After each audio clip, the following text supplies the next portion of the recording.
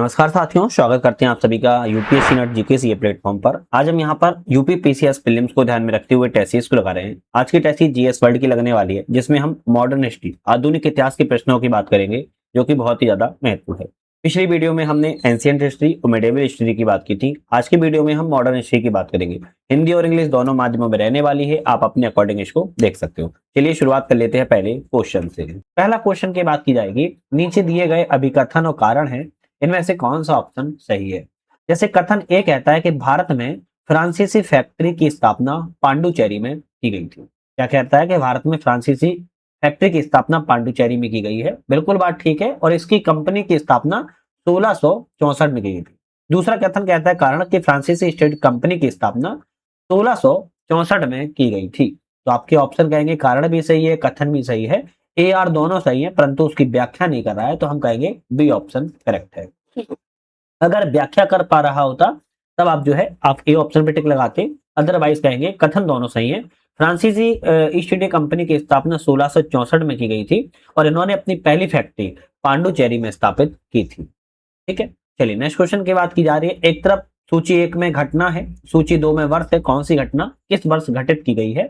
जैसे फ्रांसीसी east Indies company की स्थापना 1664 में की गई, करेक्ट है। अंग्रेजी ईस्ट इंडीज कंपनी की स्थापना की बात किया है 1600 में की गई, ये भी सही है।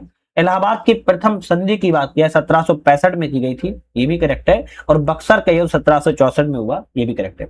बक्सर के युद्ध के बाद ही इलाहाबाद की संधि की गई थी। तो ए का पहला, बी का दूसरा, सी का तीसरा, डी का चौथा ऑप्शन यहाँ पर करेक्ट। चलिए नेक्स्ट आता है क्वेश्चन, निम्नलिखित में से कौन सा ऑप्शन यहाँ पर करेक्ट है। पहला कहता है कि इलाहाबाद की जो संधि है, ईस्ट इंडिया कंपनी को बंगाल, बिहार, उड़ीसा के दीवानी अधिकार प्राप्त हो गए थे इलाहाबाद की संधि के तहत। बिल्कुल बात ठीक कही गई। इस संधि के समय मुगल सम्राट शाह आलम द्वितीय थे, जो मुगल सम्राट थे वो शाह आलम द्वितीय थे, ये भी सही है। यह संधि 1764 के बाद की गई थी, हाँ बिल्कुल 1765 में की गई थी, 1764 के बक्सर युद्ध के बाद में, करेक्ट है। टी रहेगा, 1 2 तीनों ऑप्शन यहाँ पर करेक्ट है। नेक्स्ट क्वेश्चन आता है, सूची 1 में व्यवस्था है, सूची संबंधित है दूसरी। यहाँ पर कौन सी व्यवस्था किससे संबंधित है। यहाँ पर छोटा सा अपडेट है कि आपको जितनी भी पीडीएफ की टेस्ट चाहिए है, ये सभी हमारे ऐप पर मिल जाती है, यूपीएससी नेट। डिस्क्रिप्शन में हमने लिंक ऐप की दे दिया है, वहां से ऐप डाउनलोड करके आप टेस्ट वाले सेक्शन में जाएंगे। सभी पीडीएफ, चाहे मेक आईएएस, दृष्टि आईएएस, धी आईएएस, जीएस वर्ल्ड, सभी संस्कृति की वगैरह आपको सभी की पीडीएफ बेस्ड सॉल्यूशन के मिल जाती है। डाउनलोड करके प्रिंट आउट भी निकलवा सकते हैं। ऐप हमने बता दिया है, यूपीएससी नेट अपना ऐप आ चुका है, डिस्क्रिप्शन में लिंक है। सूची 1 में व्यवस्था, सूची 2 में संबंधित है, कौन सी व्यवस्था किससे संबंधित रही है। जैसे दीवानी अधिकार की बात किया है, आर्थिक नियंत्रण से संबंधित था। निजामत अधिकार की बात किया है, सैन्य एवं कानून व्यवस्था से संबंधित था। द्वैध शासन की बात की जाए, बंगाल में लागू व्यवस्था से संबंधित था। और इलाहाबाद की संधि मुगल एवं अंग्रेजों के समझौता था। ऑप्शन ए रहेगा, सभी ऑप्शन आपके ऑलरेडी मिले हुए हैं। नेक्स्ट क्वेश्चन आता है, निम्नलिखित में से कौन सा सही क्रम है। अब इनमें सभी में सही क्रम इनमें से कौन सा है। भाई चारों में सही क्रम की बात की जा रही है, तो चार्टर एक्ट के बाद कौन सा आया। आप कहेंगे चार्टर एक्ट जो है 1600 में आया था। बक्सर का फिर युद्ध होता है 1764 में। इसके बाद इलाहाबाद की संधि होती है 1765 में, और फिर दीवानी अधिकार प्राप्त हो जाते हैं 1765 के बाद में। तो आप कहेंगे यहाँ पर ए वाला ही सही है, क्योंकि ऑलरेडी सिक्कों से लगा हुआ है। ठीक है, चलिए नेक्स्ट क्वेश्चन आता है, निम्नलिखित कथनों पर विचार करें और इनमें से विचार करना है उपयुक्त विकल्प कौन से सही है। चलिए विचार कर लिया जाए। वास्को दी गामा 1498 में भारत के कालीकट पे पहुंचा था। कालीकट मतलब कि केरल राज्य में कालीकट में वास्को डी गामा 1498 में पहुंचा था, बिल्कुल सही है। कालीकट को वास्को डी गामा का स्वागत विजयनगर के शासक कृष्णदेवराय ने किया था। भाई गलत लिखा है, उसका स्वागत किसने किया था, जमोरिन ने किया था, है ना। जमोरिन के द्वारा इसका स्वागत जो है किया गया था। तो केवल ए सही है, दूसरा ऑप्शन यहाँ पर जो है आपका गलत है, याद रखना। चलिए नेक्स्ट क्वेश्चन आता है, निम्नलिखित में से कौन सा विकल्प सही है। तो इन दोनों में विकल्प कौन सा सही है बात की जा रही है। तो बात की जाए कि अल्फ्रांसो डी अल्बुकर्क भारत में पुर्तगाली शक्ति का वास्तविक संस्थापक माना जाता है, बिल्कुल ठीक है। अल्बुकर्क के टाइम पीरियड की बात किया है 1509 से लेके 1515 टाइम पीरियड रहा है। दूसरा कथन कहता है कि अल्बुकर्क ने भारत में पुर्तगालियों की पहली फैक्ट्री कोचीन में स्थापित की थी। पहली फैक्ट्री कोचीन में नहीं की गई थी, जबकि पहली फैक्ट्री जो है 1503 में कोचीन में दुर्ग बना था, है ना। पहली फैक्ट्री की अवधारणा इससे भिन्न थी। तो आप कहेंगे दूसरा गलत है, केवल पहला सही है, दूसरा ऑप्शन असत्य है। पहली फैक्ट्री कोचीन में स्थापित की गई थी 1503 में कोचीन में दुर्ग बना था, ना कि फैक्ट्री स्थापित की गई थी, याद रखना है। नेक्स्ट क्वेश्चन आता है, निम्नलिखित कथनों पर विचार करें और इनमें से कौन सा ऑप्शन सत्य नहीं, असत्य नहीं है, मतलब कि गलत नहीं है, बात की जा रही है। तो बात की जाए कि 1503 में पुर्तगालियों ने भारत में अपना पहला दुर्ग कोचीन में स्थापित किया था। अभी हमने आपको बताया भी है, ये तो सही लिखा। गोवा पर पुर्तगालियों का अधिकार बीजापुर के शासक यूसुफ आदिल शाह से छीना गया था। तो आप कहेंगे ए बी का ऑप्शन आपका करेक्ट है। तो आप क्या कहेंगे, दोनों कथन यहाँ पर सत्य है, ए ऑप्शन पर हम टिक करेंगे। गोवा 1510 में पुर्तगालियों के द्वारा जो है यूसुफ आदिल शाह से छीना गया था, याद रखना है। निम्नलिखित में से कौन सा सही नहीं है, यहाँ पर गलत ऑप्शन कौन सा है, बात की जा रही है। जैसे बात की जाए, पीटर मुंडी शाहजहां के शासनकाल में भारत आया था, ये तो सही लिखा है। टॉमस पायस पुर्तगाली यात्री था। टॉमस पायस पुर्तगाली यात्री था, आप कहेंगे नहीं, पुर्तगाली नहीं था, बल्कि टॉमस पायस अंग्रेज यात्री था। तो ऑप्शन दूसरा वाला गलत है। डोमिंगो पायस विजयनगर काल का यात्री था, ये भी सही है। फ्रांसिस बर्नियर भारत में औरंगजेब के समय में आया था, ये भी करेक्ट है। तो ऑप्शन यहाँ पर कौन सा गलत है आपका, आप कहेंगे ऑप्शन जो है बी वाला गलत है, बाकी ऑप्शन सही है। ठीक है, चलिए नेक्स्ट क्वेश्चन की बात की जाए, निम्नलिखित कथनों पर विचार करें, इनमें से कौन सा ऑप्शन करेक्ट है। चलिए विचार कर लेते हैं। 1717 ईस्वी में फरमान के द्वारा अंग्रेजी ईस्ट इंडिया कंपनी को बंगाल, बिहार, उड़ीसा में मुक्त व्यापार की अनुमति प्राप्त हो गई थी, बिल्कुल बात ठीक कही गई है। यह फरमान मुगल सम्राट फर्रुखसियर के द्वारा जारी किया गया था, ये भी सही है। इस फरमान के अंतर्गत अंग्रेजों को 3000 रुपए के वार्षिक कर के बदले व्यापक भागीदारी अधिकार जो है मिल गया था। तो आप कहेंगे तीनों ऑप्शन सही है। 1717 में मुगल सम्राट फर्रुखसियर ने अंग्रेजों को 3000 रुपए वार्षिक के बदले बंगाल, बिहार, उड़ीसा में मुक्त व्यापार की अनुमति प्रदान कर दी थी। नेक्स्ट क्वेश्चन आता है, निम्नलिखित कथनों पर विचार करें, उपयुक्त में से कौन सा ऑप्शन करेक्ट है। चलिए विचार कर ली जाए। फ्रांसीसी ईस्ट इंडिया कंपनी की स्थापना 1664 में लुई 14वें के शासनकाल में की गई थी, बिल्कुल बात ठीक कही गई है। यह कंपनी भारत में 1668 में व्यापार करने लगी थी, तो आप कहेंगे दूसरा भी सही है। फ्रांसीसी कंपनी को भारत में अंग्रेजों से पहले व्यापक राजनीतिक अधिकार प्राप्त हुए, नहीं ये गलत है। फ्रांसीसी कभी भी अंग्रेजों से पहले राजनीतिक प्रभुत्व स्थापित नहीं कर सके, तो दूसरा गलत, तीसरा गलत है, केवल पहला दूसरा ही ऑप्शन यहाँ पर सही है। ठीक है, चलिए नेक्स्ट क्वेश्चन की बात किया है, एक तरफ घटना है, दूसरे तथ्य है, कौन सी घटना किस तथ्य से संबंधित है। जैसे बात की जाए, बांडीवास का जो युद्ध है फ्रांसीसी शक्ति के पतन से संबंधित रहा है। 1717 का फरमान अंग्रेजी व्यापारिक विस्तार का रहा है। कर्नाटक युद्ध एंग्लो और फ्रेंच, अंग्रेज और फ्रांसीसियों के संघर्ष का परिणाम रहा है। और फ्रांसीसियों की असफलता, शक्तिशाली अंग्रेजों की नौसेना का होना अंग्रेजों की आपकी फ्रांसीसियों की पराजय का कारण बना है। आपके ए ऑप्शन रहेगा, सभी ऑप्शन सही है। निम्नलिखित कथनों पर विचार करें, इनमें से सही विकल्प कौन सा है। जैसे विचार किया जाए, हैदर अली ने 1755 में डिंडीगुल जो कि तमिलनाडु में था एक आधुनिक शस्त्रागार की स्थापना की थी, बिल्कुल सही है। हैदर अली के शासनकाल में प्रथम आंग्ल मैसूर युद्ध हुआ था। तो प्रथम आंग्ल मैसूर युद्ध कब हुआ, आप सभी को पता होगा, 1767 से लेके 1769 के बीच में प्रथम आंग्ल मैसूर युद्ध हुआ था, यह रखना है। तो दूसरा भी सही है, पहला भी सही है, आप कहेंगे दोनों ऑप्शन सत्य है। एक तरफ युद्ध है, दूसरी तरफ परिणाम है, कौन सा युद्ध किस परिणाम से संबंधित है। जैसे बात की जाए, प्रथम आंग्ल मैसूर युद्ध में हैदर अली की विजय की हुई थी। द्वितीय आंग्ल मैसूर युद्ध में हैदर अली की मृत्यु हो गई। तीसरे आंग्ल मैसूर युद्ध में टीपू सुल्तान को क्षेत्रीय हानि को उठाना पड़ा। और चतुर्थ आंग्ल मैसूर युद्ध में टीपू सुल्तान की मृत्यु हो गई। तो आप कहेंगे दूसरे आंग्ल मैसूर युद्ध में और चौथे आंग्ल मैसूर युद्ध में हैदर अली की मृत्यु हुई, यहाँ टीपू सुल्तान की मृत्यु हुई। यहाँ पर हैदर अली को पहले आंग्ल मैसूर युद्ध में विजय प्राप्त हुई थी, लेकिन तीसरे में हानि उठानी पड़ी थी। आप कहेंगे ए का पहला, बी का दूसरा, सी का तीसरा, डी का चौथा ऑप्शन यहाँ पर करेक्ट है। चलिए नेक्स्ट क्वेश्चन की बात की जाए, अभिकथन और कारण है, इनमें से अभिकथन कारण कौन सा सही है। टीपू सुल्तान ने फ्रांस, तुर्की और फारस से राजनीतिक संबंध स्थापित किए थे, बिल्कुल बात ठीक है। सबसे ज्यादा टीपू सुल्तान ने फ्रांसियों से संबंध स्थापित किए।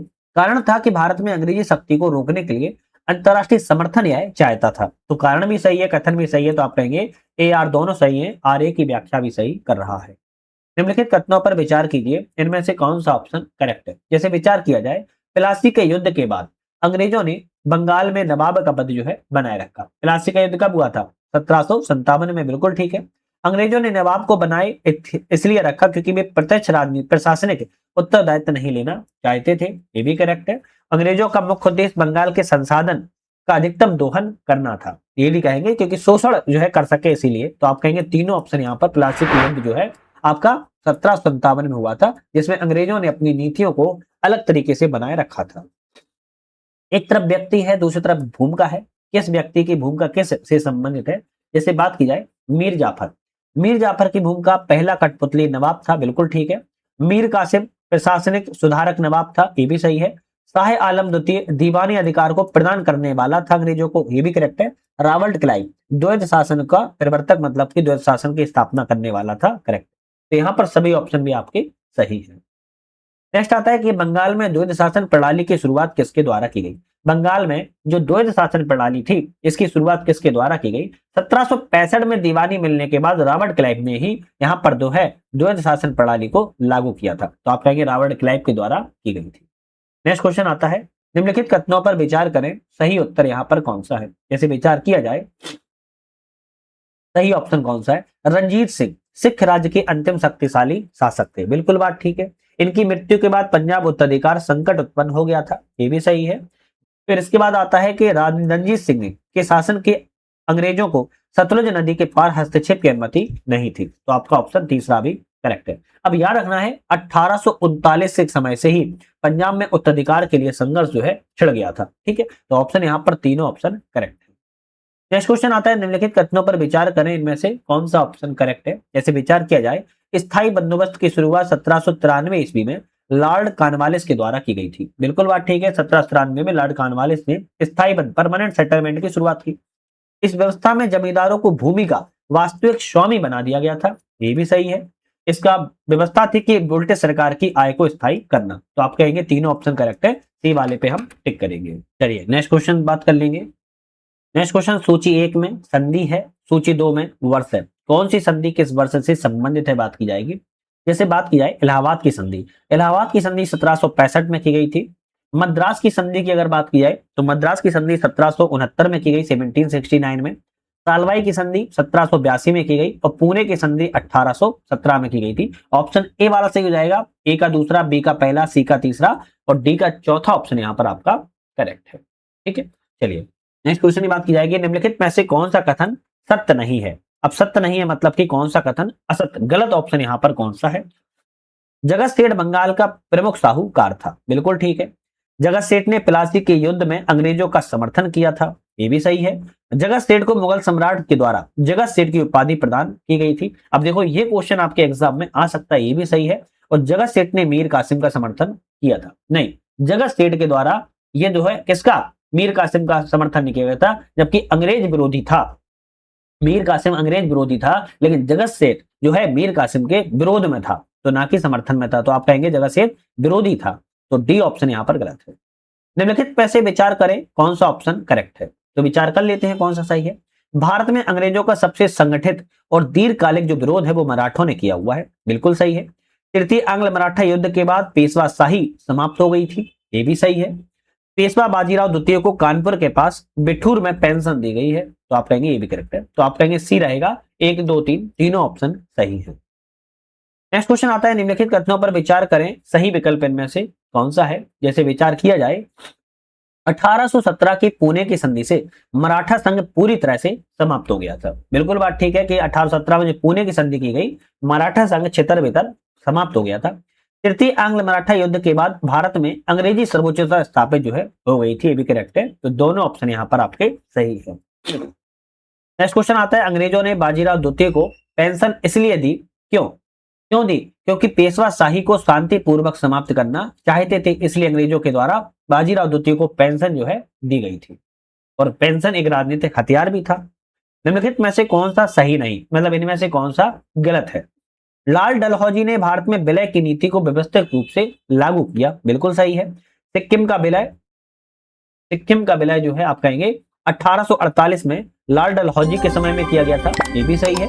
अवध का विलय 1856 में प्रशासन कुशासन के आरोप के आधार पर किया गया, ये भी सही है। झांसी का विलय सैन्य पराजय के बाद किया गया। झांसी का विलय दत्तक पुत्र के न मानने के कारण किया गया था। कौन सा? दत्तक पुत्र के न मानने के कारण जो है किया गया था, ना कि सैन्य पराजय के बाद। तो आप कहेंगे डी ऑप्शन यहाँ पर गलत है। नेक्स्ट क्वेश्चन आता है, निम्नलिखित में से कौन सा सही नहीं है? अब देखो एक क्वेश्चन में 4 क्वेश्चन होते हैं, अब चारों आपको पता होने चाहिए तभी आप टिक लगा पाओगे। खैर कौन सा सही नहीं गलत कौन सा है?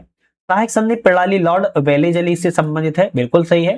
हैदराबाद सहायक संधि स्वीकार करने वाला पहला राज्य था, ये भी सही है। जिन राज्यों ने सहायक संधि को स्वीकार की वह स्वतंत्र विदेश नीति नहीं, स्वतंत्र विदेशी नीति कैसे अपना सकते थे जब सहायक संधि स्वीकार कर ली? अंग्रेजों के नियंत्रण में रहा करती थी, है ना, अंग्रेजों के नियंत्रण में थी, तो सी ऑप्शन गलत है। सहायक संधि से भारतीय शासकों की सैन्य शक्ति समाप्त हो गई थी, बिल्कुल बात ठीक है। तो यहाँ पर ए बी डी सही है, जबकि सी ऑप्शन गलत है। नेक्स्ट क्वेश्चन आता है, निम्नलिखित में से कौन सा सही नहीं है? यहाँ पर कौन सा ऑप्शन गलत है? जैसे सिक्किम का विलय 1848 में हुआ, बिल्कुल सही है। पंजाब का विलय 1849 में हुआ, ये भी सही है। झांसी का विलय 1853 में किया गया, ये भी करेक्ट है। और बात की जाए अवध का विलय, अवध का विलय कब किया गया था? 1854 में। अवध का विलय कब किया गया था? 1856 में, कुशासन के आरोप में किया गया था। तो आप कहेंगे डी ऑप्शन यहाँ पर गलत है, जबकि ए बी सी सही है। निम्नलिखित कथनों पर विचार करें और विचार करना इनमें से कौन सा ऑप्शन करेक्ट है? चलिए विचार किया जाए। स्थायी बंदोबस्त की व्यवस्था 1793 में लॉर्ड कॉर्नवालिस के द्वारा लागू की गई थी, बिल्कुल बात ठीक कही गई है। दूसरा, इस व्यवस्था में जमींदारों को भूमि का वास्तविक स्वामी माना गया था, ये भी सही है। इस व्यवस्था का उद्देश्य किसानों की स्थिति में सुधार करना था, किसानों की स्थिति में सुधार करना था, ज्यादा से ज्यादा वसूली करना था। तो आप कहेंगे केवल पहला दूसरा सही है, तीसरा ऑप्शन यहाँ पर आपका गलत है। नेक्स्ट क्वेश्चन की बात की जाए, एक तरफ व्यवस्था है और एक तरफ क्षेत्र व्यवस्था है, कौन सी व्यवस्था किस क्षेत्र से संबंधित है? जैसे स्थायी बंदोबस्त बंगाल से संबंधित है, रैयतवाड़ी बंदोबस्त मद्रास बंबई संबंधित है, महालवाड़ी व्यवस्था पश्चिमी उत्तर पश्चिमी भारत से संबंधित है, और स्थायी बंदोबस्त के प्रवर्तक स्पॉन्सर लॉर्ड कॉर्नवालिस थे। तो आप कहेंगे ए रहेगा, ए का दूसरा, बी का तीसरा, सी का पहला और डी का चौथा ऑप्शन यहाँ पर आपका करेक्ट है। नेक्स्ट क्वेश्चन आता है, नीचे दिए गए अभिकथन कारण है, इनमें से कौन सा अभिकथन कारण आपका करेक्ट है? लॉर्ड कॉर्नवालिस ने कार्यपालिका एवं न्यायपालिका को अलग किया, बिल्कुल बात ठीक है। क्यों? क्योंकि प्रशासन में शक्तियों का पृथक्करण सिद्धांत से यह प्रभावित था। तो आप कहेंगे दोनों सही है, ए आर दोनों सही है, उसकी व्याख्या भी सही कर रहा है। जब कथन और कारण आ जाए तो आपको जब कुछ समझ में आए तो बीच में बिकॉज लगा ले, क्योंकि लगा लिया करो, एक तरीके से आपको समझ में आ जाएगा क्या बात सही की जा रही है कि नहीं की गई। स्थायी भूमि व्यवस्था का समर्थन करने वाले प्रमुख इतिहासकार कौन थे? स्थायी भूमि व्यवस्था का जो वर्णन करने वाले इतिहासकार हैं आर सी दत्त थे। कौन थे? आर सी दत्त थे। भारतीय व्यवस्था भूमि व्यवस्थाओं के प्रसिद्ध इतिहासकार थे। उन्होंने स्थायी व्यवस्था का जो है समर्थन किया हुआ था। निम्नलिखित कथनों पर विचार करें, इनमें से कौन सा विकल्प करेक्ट है? चलिए विचार किया जाए। कॉर्नवालिस संहिता 1793 में लागू की गई थी, बिल्कुल बात ठीक है। इस संहिता का संबंध केवल भूमि व्यवस्था से नहीं, प्रशासनिक और न्यायिक व्यवस्था से सुधार से था। कौन सी? प्रशासनिक एवं न्यायिक व्यवस्था, ये दोनों से संबंधित थी कॉर्नवालिस संहिता। तो आप कहेंगे केवल भूमि से थी, गलत है। तो यहां पर केवल पहला सही रहेगा, दूसरा ऑप्शन गलत है। निम्नलिखित कथनों पर विचार करें, इनमें से कौन सा ऑप्शन करेक्ट है? विचार किया जाए। भारत में रेलवे का जो विकास है वो औद्योगिक क्रांति के विस्तार से प्रत्यक्ष रूप से जुड़ा हुआ था, बिल्कुल सही है। रेलवे के माध्यम से अंग्रेजों ने भारतीय कृषि क्षेत्रों को अंतरराष्ट्रीय बाजार से जोड़ा है, तो ये भी सही है। रेलवे का मुख्य उद्देश्य भारतीयों को सस्ता यात्री परिवहन उपलब्ध करवाना था, नहीं गलत है।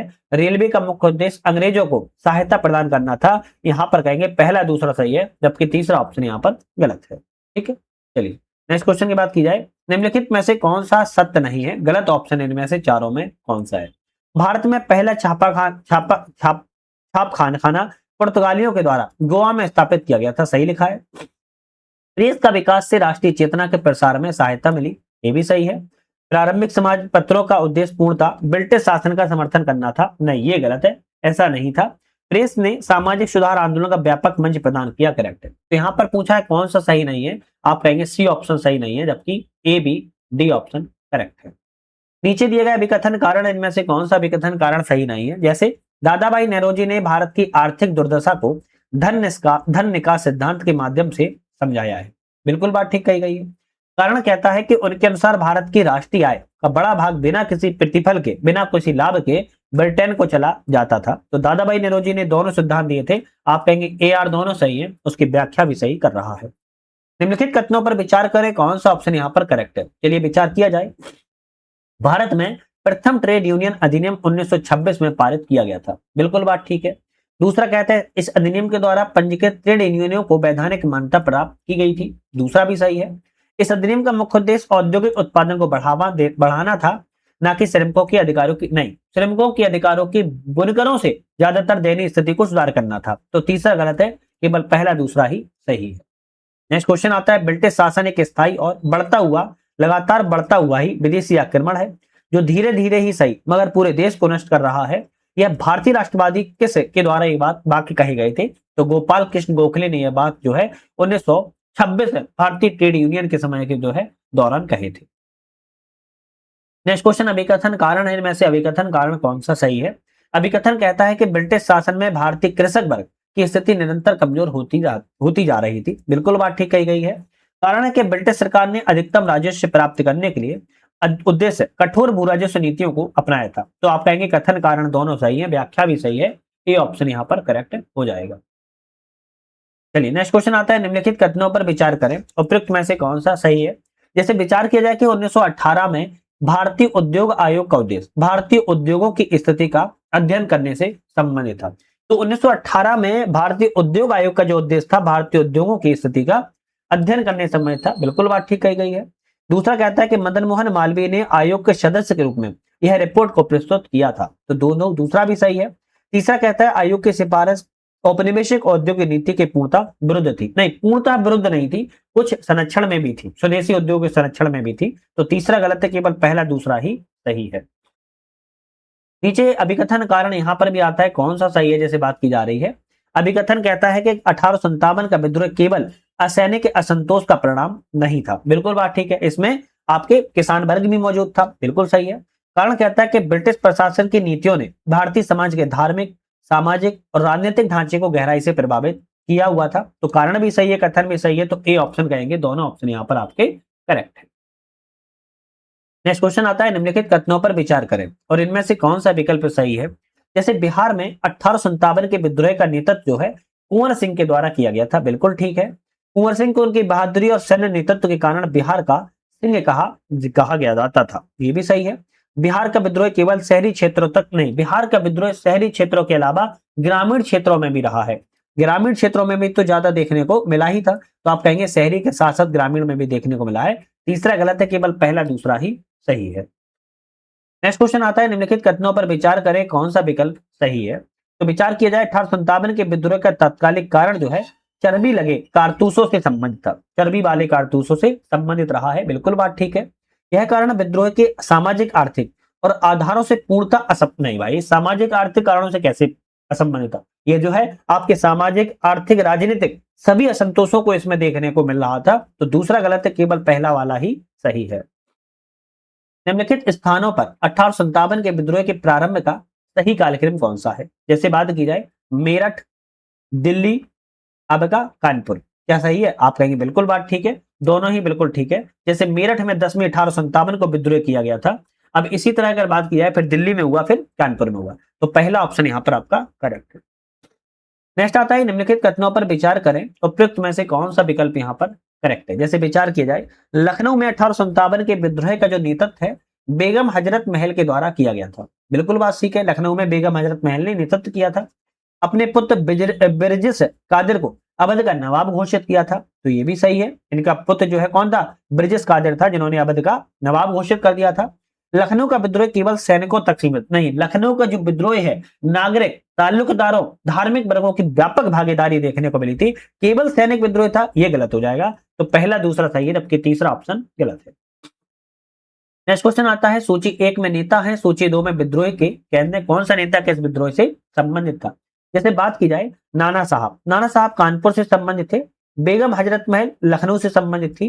कुंवर सिंह बिहार से संबंधित थे। मौलवी अहमदुल्लाह फैजाबाद से संबंधित थे। ऑप्शन ए वाला यहाँ पर जो आपका करेक्ट हो जाएगा। नेक्स्ट क्वेश्चन आता है, निम्नलिखित कथनों पर विचार करें, उपयुक्त में से कौन सा कथन यहाँ पर सही है? जैसे अधिकांश जनजातीय विद्रोह का सामान्य कारण औपनिवेशिक शासन के द्वारा पारंपरिक सामाजिक आर्थिक संरचना का तोड़ना था। बिल्कुल बात ठीक कही गई है। जो जनजातीय विद्रोह थे ज्यादातर उनके सामाजिक आर्थिक क्षेत्रों में हस्तक्षेप था, इसीलिए विद्रोह हुआ।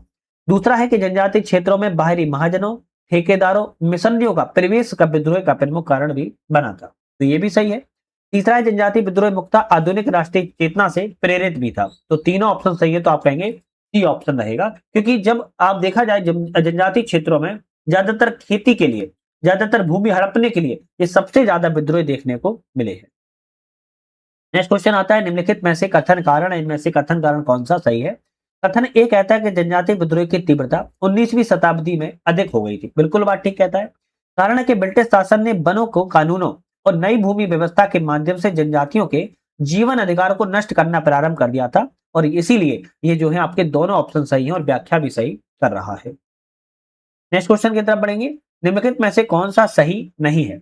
इन चारों में ऑप्शन कौन सा गलत है? संताल जो विद्रोह है, संताल विद्रोह की बात की जाए तो प्रमुख कारण महाजन और साहूकारों का शोषण था। क्या सही है? तो आप कहेंगे नहीं भाई, ये तो गलत है। क्यों गलत है? कि 19वीं शताब्दी में जनजातियों के पारंपरिक कानूनों अधिकारों को समाप्त कर रहे थे, है ना? क्या कर रहे थे? समाप्त कर रहे थे, जिसके चलते क्या हो रहा था? ये विद्रोह सामने आ रहा था। दूसरा है कि पाबना आंदोलन का स्वरूप अपेक्षाकृत शांतिपूर्ण था। बिल्कुल सही है। नील विद्रोह सीधे ब्रिटिश सरकार के विरुद्ध राजनीतिक आंदोलन था। ये भी करेक्ट है। जनजातीय विद्रोह भूमि प्रश्न केंद्रीय मुद्रा था। सबसे ज्यादा तो भूमि का ही मुद्रा आपकी जनजातियों के क्षेत्र में बना हुआ रहा है। आप कहेंगे ये भी करेक्ट है। बी सी डी सही है, जबकि ए ऑप्शन गलत था। नेक्स्ट क्वेश्चन आता है, निम्नलिखित कथनों पर विचार करें, सही विकल्प यहाँ पर कौन सा है? जैसे विचार की जाए, पावना जो आंदोलन है मुख्य उद्देश्य अवैध लगान वृद्धि के विरोध करना था। बिल्कुल बात ठीक है। पावना विद्रोह का अवैध लगान के वृद्धि के विरोध था। तेभागा आंदोलन किसानों ने फसल का 2/3 हिस्सा के लिए मांगा था। ये भी सही है। सभी किसान आंदोलन हिंसक रूप में थे, नहीं, बहुत सारे आंदोलन तो ऐसे थे जो हिंसा रूप में थे, बहुत से अहिंसा में भी जुड़े थे। तो तीसरा गलत है, केवल पहला दूसरा ही सही रहेगा।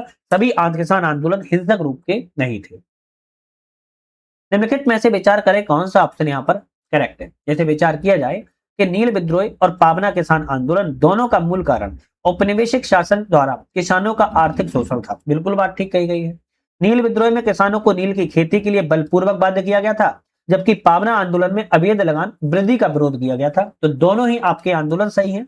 दोनों आंदोलन का स्वरूप मुख्यतः सशस्त्र और हिंसक था। नहीं, ये तो गलत है। एक अगर हिंसक था तो दूसरा शांतिपूर्ण था। तो तीसरा गलत है, केवल पहला दूसरा ही सही है। अभिकथन कारण है, इनमें से कौन सा अभिकथन कारण सही है? बिजोलिया आंदोलन राजस्थान में एक दीर्घकालिक किसान आंदोलन रहा है।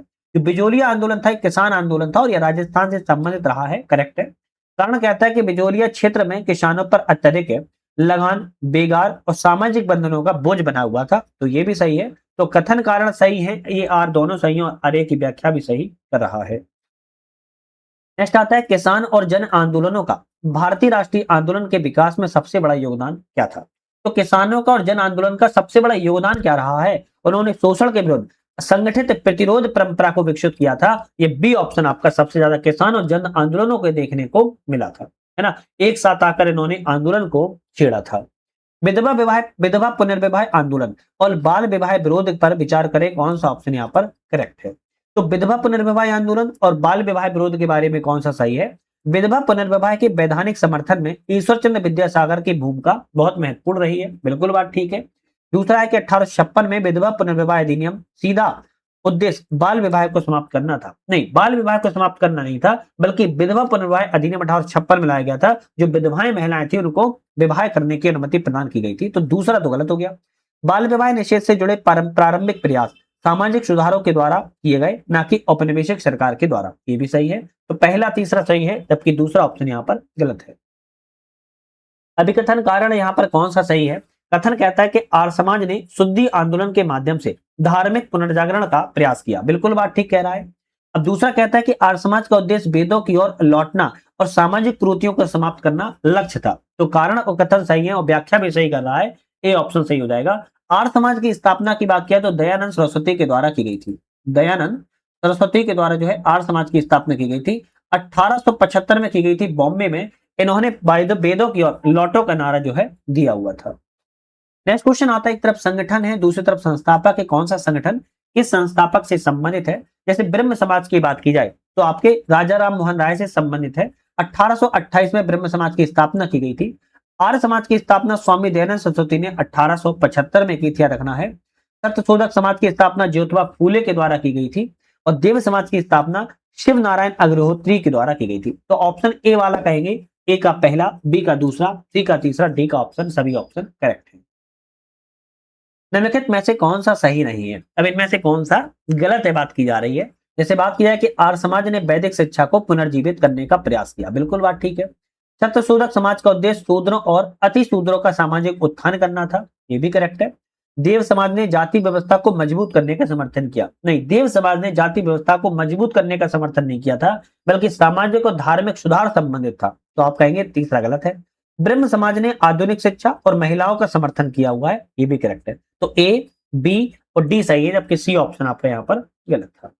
नेक्स्ट आता है, एक तरफ आंदोलन है और दूसरी तरफ मुख्य उद्देश्य है। कौन सा आंदोलन किस मुख्य उद्देश्य से संबंधित है? शुद्धि आंदोलन धर्मांतरण के विरोध में रहा है। सत्यशोधक आंदोलन जाति उन्मूलन से संबंधित है। ब्रह्म समाज एकेश्वरवाद पर बल दिया है और देव समाज ने नैतिक सुधार पर बल दिया है। ए ऑप्शन आपका यहाँ पर करेक्ट है, याद रखना है। नेक्स्ट क्वेश्चन आता है, निम्नलिखित में विचार करें कौन सा विकल्प यहाँ पर करेक्ट है। चलिए विचार किया जाए। सामाजिक सुधार आंदोलनों ने राष्ट्रीय आंदोलन के लिए वैचारिक आधार को तैयार किया था। सामाजिक सुधार जो आंदोलन था, राष्ट्रीय आंदोलन के लिए वैचारिक आधार तैयार किया। बिल्कुल बात ठीक है, क्योंकि इन्होंने चेतना को विकसित किया था। इन आंदोलन का मुख्य उद्देश्य तत्काल राजनीतिक स्वतंत्रता प्राप्त करना था। नहीं, तात्कालिक स्वतंत्रता प्राप्त नहीं करना था, राष्ट्रीय आंदोलन का मुख्य प्रमुख बनाना था और राजनीतिक स्वतंत्रता का प्रश्न लाना था बाद में, ना कि पहले ही। तो पहला सही है, दूसरा ऑप्शन गलत है। निम्नलिखित में से कौन सा असत्य है? गलत इनमें से कौन सा है? समाज सुधार आंदोलनों ने आधुनिक शिक्षा का समर्थन किया। बिल्कुल बात ठीक है। ये आंदोलन सामाजिक चेतना का स्रोत बने, ये भी सही है। इन आंदोलनों ने जातिगत भेदभाव को मजबूत नहीं, जातिगत भेदभाव को तो समाप्त करने का प्रयास किया है, चाहे वो ब्रह्म समाज रहा हो, आर्य समाज रहा हो, सत्यशोधक आंदोलन रहा हो। इन्होंने महिला अधिकारों पर बल दिया, ये सही है। तो ए, बी, डी सही है, सी ऑप्शन यहाँ पर भी गलत है। अभिकथन कारण आता है, इनमें से कौन सा अभिकथन कारण सही है? इंडियन एसोसिएशन भारतीय राष्ट्रीय कांग्रेस के गठन की वैचारिक पृष्ठभूमि थी। इंडियन एसोसिएशन की स्थापना 1876 में की गई थी और यह पृष्ठभूमि सामने आई थी। बिल्कुल ठीक है। इंडियन एसोसिएशन ने प्रांतीय सीमाओं के ऊपर उठकर अखिल भारतीय राजनीतिक मंच बनाने का प्रयास किया था। तो कथन कारण दोनों सही है, आप कहेंगे ए आर दोनों सही है, उसकी व्याख्या भी कर रहा है। एक तरफ सूची में संगठन है, सूची में स्थापना वर्ष है। कौन सा संगठन किस स्थापना वर्ष से संबंधित है? जैसे लैंड होल्डर सोसाइटी की स्थापना 1838 में की गई, ब्रिटिश इंडियन एसोसिएशन की स्थापना 1851 में की गई, ईस्ट इंडिया एसोसिएशन की स्थापना 1866 में की गई और इंडियन एसोसिएशन की स्थापना 1876 में की गई। आप कहेंगे सभी ऑप्शन यहाँ पर ऑलरेडी मिले हुए करेक्ट है। नेक्स्ट आता है, निम्नलिखित कथनों पर विचार करें, इनमें से कौन सा विकल्प सही है? चलिए विचार कर लेते हैं। प्रारंभिक राजनीतिक संगठन क्षेत्रीय थे, परंतु राष्ट्रीय सोच को जन्म देने में वह सहायक बने। बिल्कुल बात ठीक है। प्रारंभिक जो है एक क्षेत्र तक सीमित थे, लेकिन राष्ट्रीय सोच को देने में बहुत महत्वपूर्ण भूमिका निभाई है। इन संगठनों का उद्देश्य केवल ब्रिटिश शासन का समर्थन नहीं, ब्रिटिश शासन का समर्थन करना नहीं था। केवल पहला सही है, जबकि दूसरा ऑप्शन यहाँ पर गलत है। नेक्स्ट क्वेश्चन आता है, निम्नलिखित कथनों पर विचार करें, कौन सा विकल्प करेक्ट है? जैसे भारतीय राष्ट्रीय कांग्रेस की स्थापना 1885 में बंबई में की गई थी, तो सही है। कांग्रेस का प्रारंभिक स्वरूप पूर्णतः क्रांतिकारी और नहीं, क्रांतिकारी नहीं था। कांग्रेस तो प्रारंभवादी जो है आपका उदारवादी था। आप कहेंगे 1885 से लेके 1905 तक उदारवादी रहा है। 1905 से लेके 1915 तक उग्रवादी देखने को मिलता है। 1915 के बाद आपका थोड़ा सा 1905 से ही धीरे धीरे क्रांतिकारियों की ओर बढ़ता है। तो प्रारंभिक जो है आपका उदारवादी था। तो केवल पहला सही है, दूसरा ऑप्शन गलत है। नेक्स्ट क्वेश्चन आता है, एक तरफ अधिवेशन है और एक तरफ अध्यक्ष है। कौन सा अधिवेशन के अध्यक्ष से संबंधित है? जैसे बंबई में 1885 में डब्ल्यू.सी. बनर्जी अध्यक्ष रहे, कलकत्ता में 1906 में दादा भाई नेहरूजी अध्यक्ष बने, सूरत में 1907 में रास बिहारी घोष अध्यक्ष बने, लाहौर में 1938 में जवाहरलाल नेहरू अध्यक्ष बने। आप कहेंगे सभी ऑप्शन यहाँ पर करेक्ट है।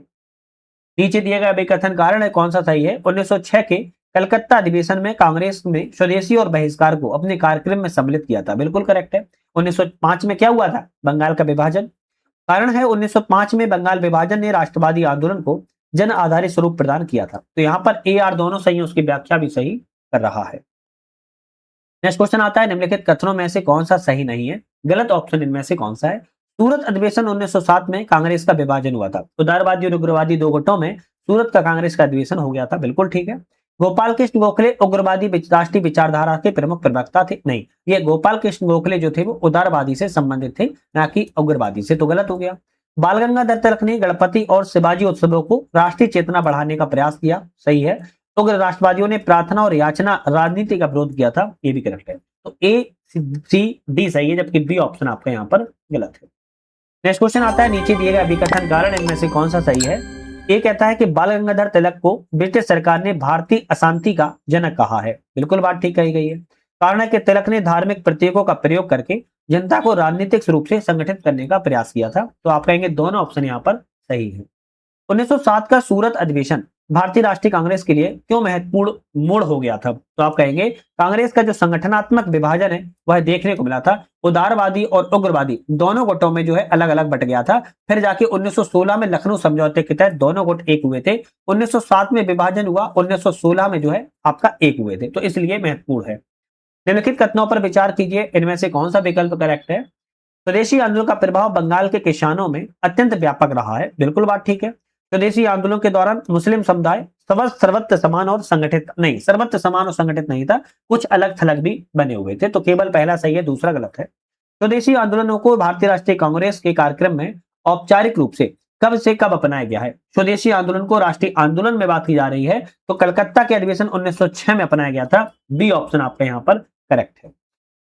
नीचे दिए गए अभिकथन कारण कौन सा सही है? अभिकथन कहता है कि Hindustan socialist Republican association HSRA का गठन भारतीय क्रांतिकारी आंदोलन को समाजवादी वैचारिक दिशा का उद्देश्य के लिए किया गया था 1928 में। कब किया गया था? 1928 में चंद्रशेखर आजाद के नेतृत्व में सोशलिस्ट शब्द को जो है जोड़ा गया था, तो कथन ए करेक्ट है। बी आर कहता है कि 1920 के दशक में भारतीय क्रांतिकारियों का केवल औपनिवेशिक सत्ता के अंत तक सीमित न रहकर सामाजिक आर्थिक समानता की स्थापना करने का भी लक्ष्य बनाया था। तो कारण भी सही है, कथन भी सही है, तो ए आर दोनों सही है, उसकी व्याख्या भी सही कर रहा है। यहाँ पर भी कथन कारण है, कौन सा सही है देख लेते हैं। गांधी जी ने खिलाफत असहयोग काल में मुस्लिम लीग के कुछ धार्मिक नेताओं, उनके कट्टर समर्थकों से सावधान रहने की सलाह दी थी, बिल्कुल ठीक है। कारण है क्योंकि गांधी जी मानते थे कि सांप्रदायिक राजनीतिक राष्ट्रीय आंदोलन को कमजोर कर सकती है, हिंदू मुस्लिम एकता को क्षति भी पहुंचा सकती है। तो गांधी जी बहुत दूरदृष्टि रखते थे, तो केवल ए आर दोनों सही, उसकी व्याख्या भी सही कर रहा है। निम्नलिखित कथनों पर विचार करें, कौन सा विकल्प करेक्ट है? मुस्लिम लीग ने 1906 में ढाका में की गई थी, तो मुस्लिम लीग की स्थापना 1906 में ढाका में की गई थी। प्रॉपर डेट याद रखना हो, 30 दिसंबर 1906 को की गई थी, बिल्कुल ठीक है। मुस्लिम लीग का प्रारंभिक उद्देश्य भारत की पूर्ण स्वतंत्रता की मांग करना था, नहीं, प्रारंभिक उद्देश्य इनका जो है ब्रिटिश सरकार के प्रति वफादारी बनाए रखते हुए मुसलमानों के राजनीतिक हितों की रक्षा करना था, तो केवल पहला सही है, दूसरा ऑप्शन गलत है। 75 क्वेश्चन आता है, किस अधिवेशन में मुस्लिम लीग द्वारा दो राष्ट्र सिद्धांत को औपचारिक रूप से स्वीकार किया गया था? तो कांग्रेस का जो लाहौर अधिवेशन 1940 हुआ था, उसमें जो है दो राष्ट्र सिद्धांत को औपचारिक रूप से मुस्लिम लीग के द्वारा स्वीकार किया गया था। तो 1940 में कांग्रेस का लाहौर अधिवेशन हुआ था, उसके दौरान। यहां पर हमने अभी तक 75 क्वेश्चनों को कंप्लीट कर लिया है।